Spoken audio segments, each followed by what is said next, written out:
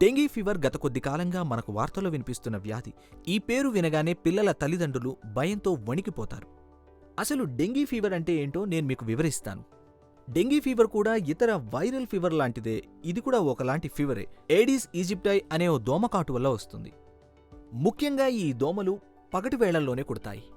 అసలు dengue fever ఎలా వ్యాపిస్తుందో మీకు ఇదివరకే చెప్పాను. ఇది దోమల వల్ల వ్యాపిస్తుందని.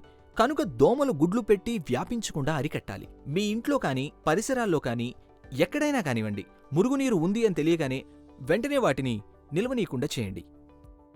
డెంగీ వ్యాధి లక్షణాలు సాధారణంగా ఇతర వైరల్ ఫీవర్ల మాదిరిగానే జ్వరం వస్తూ ఉంటుంది. వళ్ళు నొప్పులు, విపరీతమైన తలనొప్పి, చిన్నపిల్లలలో వాంతులు, విరేచనాలు, కొన్ని సందర్భాలలో తీవ్రమైన కడుపు నొప్పి కూడా రావడం జరుగుతుంది. ఈ వ్యాధి సోకిన పిల్లల తల్లిదండ్రులు భయంతో ఇప్పుడేం చేయాలి, హాస్పిటల్లో చేర్చాలా అని అడుగుతూ ఉంటారు మమ్మల్ని. అంతగా భయపడాల్సిన అవసరం ఏం లేదు. డెంగీ బారిన పడిన వారిలో 92 నుంచి 95% వరకు మందులు, జనరల్ పెయిన్ కిల్లర్స్ అంటే ఓరల్ హైడ్రేషన్ ఇవ్వడం వల్ల బెడ్ రెస్ట్తోనే జ్వరం తగ్గిపోతుంది. అరుదుగా చాలా కొద్ది సందర్భాల్లోనే డెంగీ వ్యాధి బారిన పడిన వారిని హాస్పిటల్లో చేర్చాల్సి ఉంటుంది.